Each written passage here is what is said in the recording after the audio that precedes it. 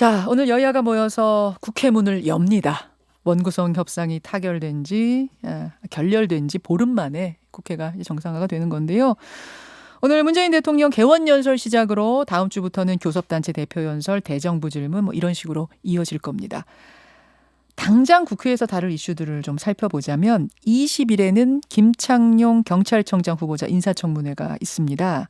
아마 여기에서 고 박원순 시장 성추행 의혹이 다뤄질 것으로 이렇게 보이고요. 23일에는 이인영 통일부 장관 후보자 인사청문회가 있고 또 어제 출범 예정이었던 공수처를 두고도 여야의 입장이 첨예하게 맞설 것으로 이렇게 예상이 됩니다.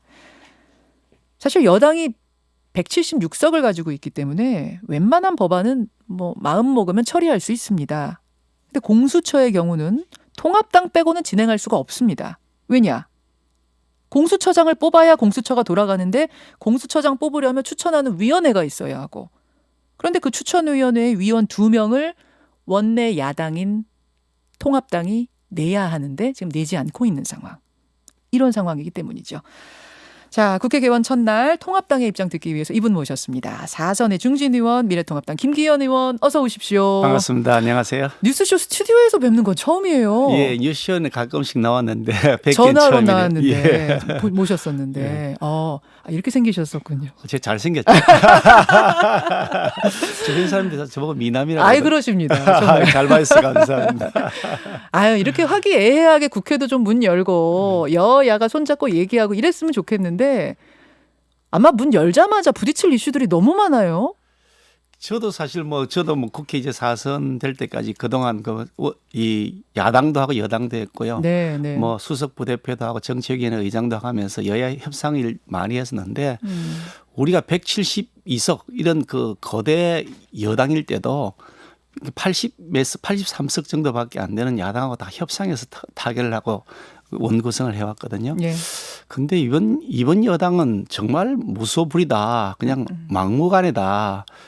소수자 배려 그렇게 말씀하시면서 국회에서는 소수자를 완전히 그냥 짓밟고 가는 슈퍼 갑질한다. 그런 생각을 지울 수가 없어서. 많이 짓밟히는 느낌이 드세요? 짓밟히는 정도가 아니라 있는 것까지 뺏어갔잖아요. 우리가 달라는 것이 아니고 원래부터 야당이 그동안 계속해서 지켜왔던 그 법사위원장 자리 그거마저 지금 뺏어갔거든요. 거기서부터 지금 충돌이 시작됐고 국회 문은 열지만 이제 첩첩산중입니다. 우선.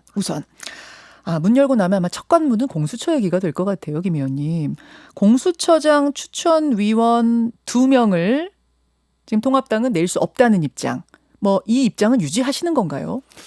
기본적 입장이 이런 거죠. 그러니까 이 공수처법 자체가 날치기 강행 처리한 것이기 때문에 절차상으로도 위헌이고 내용적으로도 상권 분립에 맞지도 않는 것이기 때문에 위헌이다 하는 입장을 가지고 있죠. 예. 그리고 실제로 필요한 기구도 아니고 오히려 대한민국의 자유민주주의를 훼손하는 그런 기구가 될 위험성이 매우 높기 때문에 없어져야 된다라는 생각을 가지고 있죠. 그래서 헌법재판소에 이것이 위헌이라고 하는 헌법소원을 제출해 놨는데 그게 2월 달도 내고 5월 달도 내고 있는데 소식이 없거든요. 헌법재판소도 이 법이 이제 7월 15일자로 발효가 된다는 건 뻔히 알고 있을 텐데 처리를 안 한단 말이죠. 지금 알다시피 헌법재판소의 절대 다수는 다 현 정권에서 임명한 사람들이라서 그냥 아니면 아니라고 그냥 하면 될 텐데 그럴 자신이 없는 것 같다. 실제로 문제가 있는 것인데 문제가 있다는 말은 못하고 꿍꿍 앓고 있는 것이 아닌가. 그래서 적당히 시간 끌고 있는 것이 아니냐 이런 의심을 하게 하는 거죠. 어떻든 이 결정이 빨리 이루어져야 되는데 결정 안 하고 있다. 그래서 빨리 결정해 달라. 라고 하는 게 저희들 입장이고요. 결정이 나오면 그 결정 따르려고 하는데 왜 결정을 빨리 안 내주느냐 그 말씀이에요. 따른다는 의미보다도 일단 결정을 해줘야 될 것 아니겠습니까? 그리고 그 이유를 봐야 되겠죠. 왜 그것이 위헌이 아닌지 여부에 판단을 할 거 아닙니까? 그것이 합리적인지 여부를 저희들이 봐야 되겠죠. 법의 판단이 나올 때까지는 그러면은 일단 이 상태에서 더 이상 한 발짝도 움직일 수 없다는 입장. 꼭 그렇게 말씀드릴 수 있는 건 아닌데 그런데 그걸 안 하고 있는 상태에서 법원이 일단 발의되어서 여당은 자기들 나름대로 막 그렇게 그 페이스를 밟아가겠다고 하니 그러면 야당은 어떻게 할 거냐. 그냥 계속해서 자기들 마음대로 하랄 것이냐. 그것보다는 우리가 차선책이라도 도모해야 되는 것이 아니냐 그런 근본적 생각을 가지고 있죠. 공수처가 이제 필요하냐 아니냐 그게 날치기였냐 아니냐 이 논란은 워낙 저희가 토론으로 여러 번 다뤘기 때문에 오늘 거기서부터 다시 가지는 않을 테고요. 이제 지금 있는 이 상황부터 좀 질문을 드리고 싶은데 만약 통합당이 공수처장 추천위원 2명을 추천하지 않는다면 민주당은 기다릴 만큼 기다렸다. 그럼 법을 바꿔서라도 통합당 배제하고 우리는 우리 페이스 밟아가겠다라는 게 뭐 공식 입장은 아닙니다만 지금 계속 나오고 있는 입장들입니다. 의원들 입을 통해서. 어떻게 생각하세요? 그 뭐 이해찬 대표도 그런 뉘앙스의 말씀을 어저께인가 하셨던 걸로 예, 제가 예. 기억을 하고요. 그분들은 얼마인지 그렇게 할 사람이라고 생각합니다. 뭐 그냥 완전히 야당은 무시하고 자기들 마음대로 할 분들이라고 저는 생각하는데 전혀 눈치 안 보고 할 분들이라고 생각합니다. 저는 그 사안을 보면서 이렇게 생각합니다. 자기들이 법을 만들 때 어떤 생각을 했을 것이냐 추측해 보면 그 당시 정의당하고 지금 민주당하고 우리가 볼 때는 야합입니다. 어떤 4+1. 자기들끼리는 뭐 협력이라고 하는데 예, 예. 이상한 야합 단체를 만들어서 그렇게 하면서 주고받았죠. 선거법하고 공수처법을 서로 맞바꾸기 했습니다. 그래서 정의당은 자기들 원하는 대로 비례의석을 넓히는 형태의 그런 형태의 이 선거법을 통과시키려 했고 그리고 여당은 공수처법을 통과시키려 했고 그때 이것이 야당 교섭단체 2명 추천이라는 제도를 넣었는데 예, 그리고 예. 2명 반대하면 안 되게 넣어놨는데 그렇죠.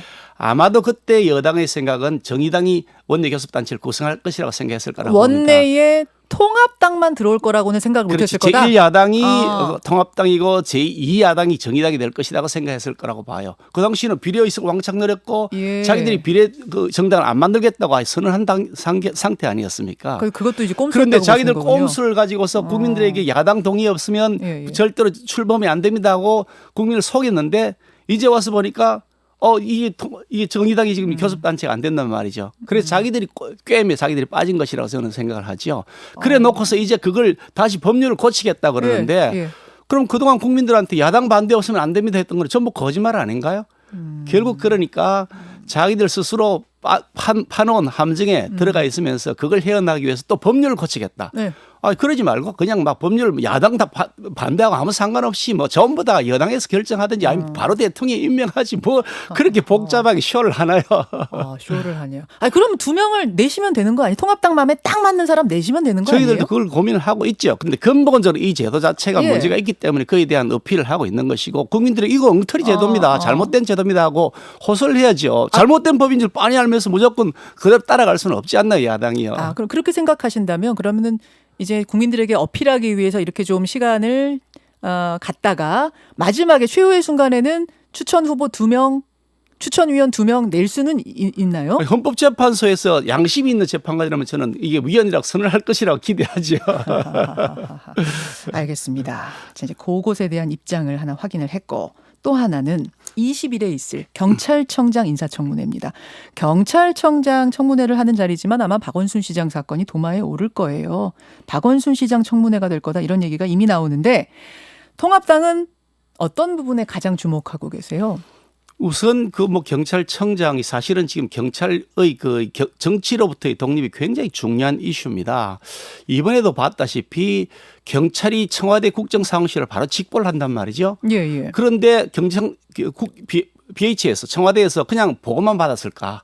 보고만 받았다고 지금 아니 얘기하고 말이야 있는데요? 그리 하죠. 그럼 지시했다고 얘기 안 하겠죠. 지시했다고 보세요? 아니 저는 그런 부분들에 대해 의심을 지시가 안 할 수가 아니라 없는 거죠. 서울시 쪽으로 알려줬다고 보세요? 알려만 준 게 아니고 뭔가 지침이 갔을 것이라는 의심을 안 할 수가 없는 거죠. 지금 일률적으로 쫙 움직인단 말이죠. 의심만 하시는 거예요? 아니면 뭐 좀 들은 얘기가 있으세요? 그 들은 얘기가 있으면 제가 말씀을 드리겠는데 근거 없이 또 했다고 나중에 또 의사시라 그럴 거 아니겠습니까? 들은 얘기는 없는 건데 우리가 전체적 상황을 비춰보는 거죠. 의심을 그렇게 하신다. 그뿐만 아니라 울산시장 선거 사건에서도 똑같은 사안들이 이루어졌거든요.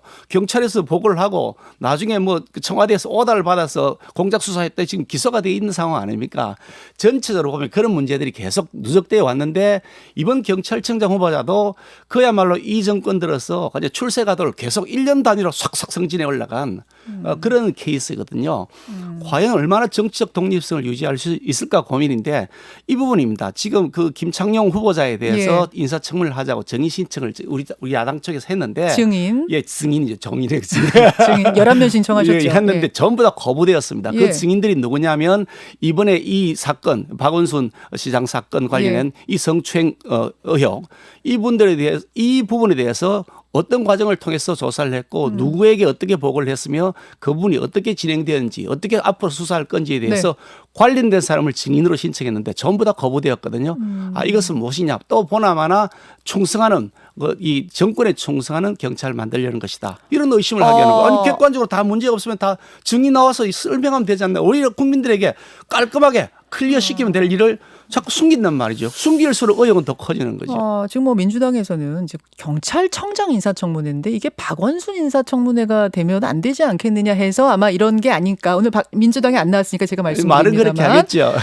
그러면서 이 박원순 시장과 관련된 사건도 진상규명해야 한다. 그걸 민관합동조사위를 꾸려서 하자라는 게 어제 내린 결론 같습니다. 여기에 대해서는 어떻게 생각하세요? 민관합동 그 조사단이라고 그러는데 저는 민관합동 은폐단이라고 읽습니다. 은폐단이라고까지 하시는 건 너무 아니 생각해 보세요. 네. 아니 그게 무슨 민관합동 조사단이 무슨 조사 권한이 어디 있습니까? 아니, 수사를 할 수 있는 권한이 어디 있고 압수수색을 할 수 있는 권한이 어디 있고 포렌식을 할 권한이 어디에 있습니까? 법적 권한이 전혀 없습니다. 아무 권한도 없는 사람에게 그냥 적당히 시간 때우다가 넘어가려 하는 것이다. 이 사안은 적당히 시간 때우려고 매우 하는 간단합니다. 그냥 박원순 시장 핸드폰이 여러 개 있다는 거 아닙니까? 그거 다 압수해가지고요. 그 포렌식에서 그동안 성추행 사건에서 어떻게 피해자하고 그 주고받은 문자들이 있느냐. 뭐 주고받았다는 것이 지금 피해자가 물증으로 내고 있지 않습니까? 그 내용을 보면 될 일을 그거는 지금 아예 덮어놔두고 사람 말 가지고 지금 뭐 그냥 쇼해서 넘어가려는 것이다. 그건 강제 수사 압수수색을 한 영장이 필요한데 아니 조사단이 압수수색 영장을 신청할 권한이 있습니까? 아무 권한이 없습니다. 두 번째로 중요한 부분인데요. 이 사건의 핵심 관계자, 공모자들, 가담자라고 볼 수 있는 사람들이 서울시의 공무원들입니다. 지금 서울시의 권한 직무대행을 하는 서정엽 씨, 이 사람은 박원순 시장의 비서실장 출신입니다. 그리고 그 비서실 내에서 여러 가지 일들이 계속 일어났고 4년 동안 피해자가 호소를 하는데도 불구하고 그걸 묵살시켜 왔던 거죠. 그렇다 그러면 서정엽 비서실장, 지금 그 권한 대행이 무슨 아무 책임이 없는 것인가? 그 사람이 조사의 대상이 될 수 있는 일이고. 그런데 서울시가 주도가 돼서 민관협동 조사관 꾸리는 건 자기가 지원죄가 어렵다. 있는지 조사를 하는 그 조사의 대상인데 그 조사단이 주체가 되니 그건 틀이죠. 그러니까 은폐단이라고 보는 거죠. 외부에서 외부 전문가들 넣고 이제 고소인 측에서 원하는 사람도 넣고 뭐 합의해서 이렇게 굴러가는 방식도 불가능할까요? 아니 그걸 넣는다고 그분들이 외부에서 들어간 전문가라고 그러시는데 전문가가 무슨 수사 권한이 있습니까? 수사 권한이 핵심이다라고 보시는 거군요. 사람이 출석 안 하면 그 사람 출석을 할 수 있도록 뭐 구속영장을 청구할 수 있습니까? 그러면 이제 뭐 법을 누구나 잘 아시는 너무나 잘 아시는 법률가 출신이니까 제가 여쭙습니다만 중간에 사람이 사망하면 공소권 없음으로 사건이 종결되잖아요. 그 경우에도 경찰이 뭐 고인의 핸드폰을 압수수색하고 이 사건을 이렇게 할 수는 있는 거예요, 법적으로? 이런 거죠. 그 고인의 경우에는 형사처벌이 안 됩니다. 돌아가셨으니까. 그러니까 공소권 없으면 맞는데 이 사건의 경우에는 온 국민들의 인목을 집중시켰습니다. 특히 서울특별시장으로 하면 안 된다. 장례식 그래 하면 안 된다는 국민들이 거의 60만에 달했는데도 불구하고 서정엽 권한대행은 그대로 강행을 했거든요. 그것도 굉장히 의심스럽습니다만 이렇게 모든 국민들의 관심이 집중되고 있는 사안에서 지난번 대통령도 문 대통령도 그렇게 하지 않습니까? 김학의 전 차관 사건, 장자연 씨 사건. 그 공소시효가 다 끝나더라도 이거 조직의 명운을 걸고 검찰 경찰에게 사실 밝혀라고 지시를 했단 말이죠. 특별한 조사단을 꾸려서 할 수 있는 방법은 있다고 보시는 거예요. 검찰에서 수사를 했습니다. 그래가지고. 그렇죠. 그리고 일부 기소를 했다 또 무죄도 되고 막 억지로 막 했던 거죠. 면소도 되고 이렇게 됐는데 어떻든 이 부분에 대해서 모든 국민들이 관심이 집중되어 있고 현 권력과 관련되어 있다는 의심이 강하게 제기되고 있는데 이 부분에 대해서 수사를 하라고 하시면 되는 거 수사를 하면 됩니다. 지금 그런 전례도 있습니다. 자기들 편일 때는 수사하지 마라 그러고 상대방 편일 때는 수사하라 그러고 그거 일관성 없는 거 아니겠습니까? 검찰이 나서서 수사할 만한 충분한 이유가 있다고 보시는 법적으로도 문제 없다고 보시는 거고요. 당연히 그렇죠. 그거 전례가 있습니다. 했습니다. 검찰에서요. 근데 또 특검하고 국정조사 얘기도 하셨더라고요. 그런데 이 부분이 이렇습니다. 그런데 청와대에 보고됐다는 걸 인정을 하잖아요. 그다음에 어떻게 되는지 전혀 이런 방구도 없습니다. 청와대 국정상황실에 보고되었으면 보고가 된 것까지는 문제는 없는 거잖아요. 그것도 사실은 문제가 있습니다. 진짜 그 부분도 제도를 고쳐야 된다고 생각합니다. 왜냐하면 경찰이나 지금 검찰에서 예, 예. 국정상황실을 바로 보고하는 제도가 없습니다. 경찰이나 검찰은 사정기관입니다. 그리고 독립성, 정치적 독립성과 중립성을 유지해야 되는 기관입니다. 왜냐하면 한쪽 편을 들면 안 되잖아요. 예. 그래서 검찰은 절대로 직보하는 제도가 없고 직보하지도 않습니다. 법무장관에게는 보고하겠죠. 아하. 그렇지만 국정상황실이 직보하지도 않고 다이렉트로 지시를 받지도 않도록 되어 있습니다. 국정상황실이 보고를 했다면 보고를 들었습니다. 네, 네. 보고 접수껏 하겠습니까? 그러면 이런 조치를 하시고 할 수가 있는 거죠. 그렇기 때문에 직보를 못하게 하는 거거든요. 어쨌든 그 제도도 문제가 있지만 일단 보고가 되었다 그러면 예. 그러면 대통령이 보고 안 되었다. 국정상황실 대통령이 그걸 보고 안 했을 리가 있겠냐. 우리 상식 아니겠습니까? 그럼 보고받은 다음에 대통령이 뭐라고 했느냐. 그 말씀을 하셔야 되는 거 아닌가요? 대통령께서. 이 중요한 사안에 대해서 대통령께서는 지금까지 이런 방법 한 말씀도 안 하십니다. 모든 국민들의 관심이 집중되어 있고 이렇게 지금 들끓고 있는 민심이 있는데도 불구하고 대통령께서는 보고를 받았는지 안 받았는지 보고를 받고 뭐라고 말씀하셨는지 한 말씀도 안 하고 계세요. 지금 특검하고 국정조사 얘기하다가 이야기가 그렇게 흘러왔는데 되어 있기 때문에 이것은 여러 가지 과정들을 보면 굉장히 거대한 권력의 개입이 있다라는 의심을 할 수밖에 없는 거죠. 갑자기 어느 날 갑자기 피해 호소인, 피해 고소인이라는 용어를 만들어서 일조로 쫙 쓰기 시작하거든요. 모든 관계자들이 지금 쓰기 시작했습니다. 권력의 개입이 있다. 그 얘기는 지금 말씀하신 맥락을 쭉 보면 대통령까지 개입해서 뭐가 돌아갔단 말씀이세요? 뭐 그런 부분들에 대해서 명확하게 설명을 안 하고 있지 않습니까? 대통령께서. 일단 청와대에 보고된 건 사실이고 아니, 뭐, 청와대에 보고되었다 하니 예, 예. 청와대가 일단 개입은 되었단 말이죠. 어디까지 개입했는지 여부를 지금 확인을 해주지 않으니 그런 부분은 국정조사해야 그런 한다. 의심이 생기니 권력으로부터 좀 독립되어 있는 특별검사를 하자. 그리고 국회에서 국정조사를 하자. 이런 얘기죠. 아니 뭐 떳떳하면 하시면 될 일이죠. 뭐 못할 일이 뭐가 있습니까? 지금 이제 뭐 진상 규명하자는 데는 누구도 이견이 없을 거예요. 근데 문제는 피고소인이 사망한 상태입니다. 이 사건은 성과 관련된 사건이기 때문에 상당히 은밀한 부분이고 당사자가 아니면 밝히기 어려운 어떤 그런 부분이 있죠. 한계가 있죠. 저쪽에 당사자는 없는 상황. 그러니까 저쪽에 당사자는 한마디도 할 수 없는 상황에서 특검이나 국정조사나 이런 게 열린들 최종 결론도 못 내고 정쟁으로만 흐르지 않겠는가. 이런 우려하시는 분도 정쟁으로만 또 몇 달 가고 결론은 안 나고 이러진 않겠는가. 그분들에 대한 물증이 지금 제시가 되고 있지 않습니까? 피해자가 지금 일부 사진을 제시를 한 것이 있고요. 예. 자기 폰을 지금 포렌식을 한 자료를 제시했다는 것 아닙니까? 또 지금 보도에 의하면 또 추가적으로 더 중대한 사건도 얘기할 것이 있다고 하는 것이 그 변호사가 지금 언론을 통해서 밝히고 예, 있는 예. 사실인데 그 말뿐이겠습니까? 분명히 물증이 있다는 거죠. 그 물증에 대해서 이걸 제시해서 맞는지 안 맞는지 보면 되는 거죠. 그리고 박원순 시장 폰이 여러 개 있다는데 예. 지금 갖고 있는 것은 압수수색을 한 것이 아니고 압수를 한 것이 아니고 영장을 받은 것도 아니고 그냥 임의 제출을 받아 있습니다. 네, 제가 지금 말씀을 드리는 부분은 이제 국정조사라는 예. 즉 국회 안에서 뭔가를 이렇게 얘기해봤자 이건 정쟁 아니겠냐. 아니죠. 다른 방법이 좋지 증인을 않겠느냐 부르잖아요. 그거예요. 증인을 부르죠. 그 국정조사도 증인이 출석 안 한다 그러면 강제 못 하는 거 아니에요? 그럴 것 같으면 국정조사 제도를 없애야죠. 출석 안 하면 거기다 과태료를 매기고 하는 거니까. 출석 안 한다고 전제할 것 같으면 알겠습니다. 국정조사 제도를 없애야죠. 출석한다는 전제하에서 출석 안 하면 페널티를 매기는 방식으로 하는 그러면 거죠. 일단 검찰이 나서서 조사해야 하고 진상규명해야 그게 안 될 경우 국정조사 이렇게 정리하면 됩니까? 아니면 정확하게 동시입니까? 보면 사실은 이게 강제수사가 꼭 필요한 사안들이 많기 때문에 국정조사는 한계가 있습니다. 그래서 예. 제 생각으로는 네. 여야가 합의를 해서 특별검사를 임명을 하고 그 특별검사에서 수사가 된다 그러면 그거는 중립성이나 독립성이 보장이 되니까 오케이인데 만약 그렇게 안 하고 물쩍물쩍 계속 갈 것 같으면 국회에서 국정조사라도 해야 된다라는 생각을 하는 거죠. 이것이 이제 통합당의 입장. 지금 시간이 많이 넘쳤는데 제가 하나만 더 여쭙고 갈게요. 이게 지금 재보선이 또 걸려 있다 보니까 정치판이 더 민감한 것 같습니다.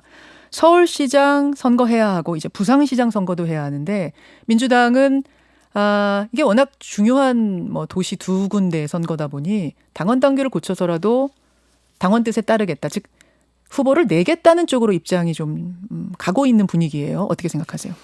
저는 뭐 민주당이 100% 부산시장, 서울시장 후보 낼 거라고 생각합니다. 100%라고 보세요? 99도 아니고 100%. 정해진 거 없는데?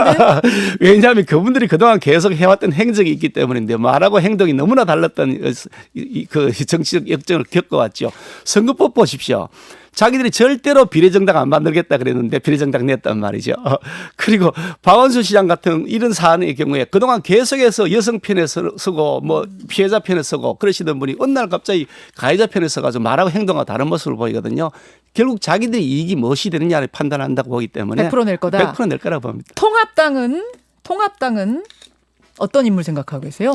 인물을 뭐 생각하고 있는 단계는 아닙니다. 이거 워낙 갑작스럽게 일어났고 예, 저희들이 뭐 이게 보궐선거가 있을 거라는 상상을 못했던 것이기 때문에 지금부터 논의를 하겠습니다만 좋은 인물들이 많이 있어서 저희들도 얼마나 경쟁 있는 후보를 내세워서 이번 선거 이 서울시장 선거에서 꼭 이겨야 되겠다. 그런 국민의당 각오를 가지고 안철수 대표 이름이 벌써 거론이 되더라고요. 일부 언론에 통합당과 그런 내용을 연대해서. 봤는데요. 저는 예. 뭐 꼭 나쁜 생각이 아니라고 봅니다. 아, 우리 입장에서는 폭넓게 모든 인물들 다 받아들여서 리그전을 벌인 다음에 거기에서 뭐 이게 그 뭐 미스트롯인가요? 그 슈퍼스타 K 뽑듯이 예, 뽑자. 예. 저는 그런 생각을 합니다. 여당이 민주당이 약 100% 후보 낼 거라고 하셨는데 100% 후보 낸다 하더라도 민심이 이번에는 심판할 거다 이런 뭐 그런 생각들 하세요? 뭐 그걸 그런 기대를 하고 열심히 저희들이 노력해야죠. 자, 여기까지. 예, 국회 문 여는 날 통합당 중진 4선의 김기현 의원 만나봤습니다. 김기현 의원님 고맙습니다. 고맙습니다. 김현정의 뉴스쇼는 청취자 여러분의 참여로 이루어집니다. 트위터, 페이스북, 레인보우 게시판, 그리고 단문 50원, 장문 100원의 유료 문자 샵 1212, 우물정 1212 통해 참여하실 수 있습니다. 김현정의 뉴스쇼, 여러분과 함께 만듭니다.